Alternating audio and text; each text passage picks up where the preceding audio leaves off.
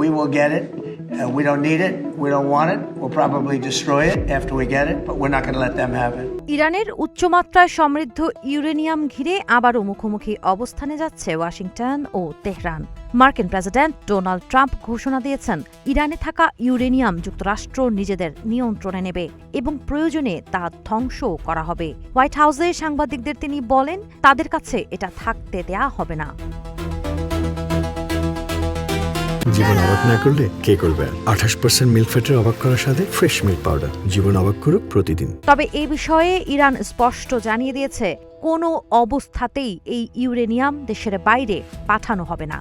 রয়টার্সের বরাতে জানা গেছে, দেশটির সর্বোচ্চ নেতা মোজতবা খামেনি নির্দেশ দিয়েছেন, সমৃদ্ধ ইউরেনিয়ামের মজুত বিদেশে সরানো যাবে না। তেহরানের দাবি, এই মজুত দেশটির কৌশলগত নিরাপত্তার অংশ এবং তা সরিয়ে নিলে ভবিষ্যতে যুক্তরাষ্ট্র বা ইসরায়েলের হামলার মুখে ইরান আরও দুর্বল হয়ে পড়বে।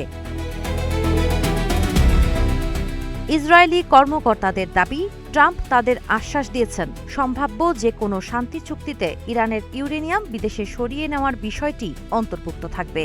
একই সঙ্গে ইসরায়েলের প্রধানমন্ত্রী বেনিয়ামিন নেতানিয়াহু বলেছেন, ইরানের ইউরেনিয়াম মজুত অপসারণ, প্রক্সি গোষ্ঠীগুলোর প্রতি সমর্থন বন্ধ এবং ক্ষেপণাস্ত্র সক্ষমতা ধ্বংস না হওয়া পর্যন্ত যুদ্ধ শেষ হয়েছে বলে ধরা যাবে না।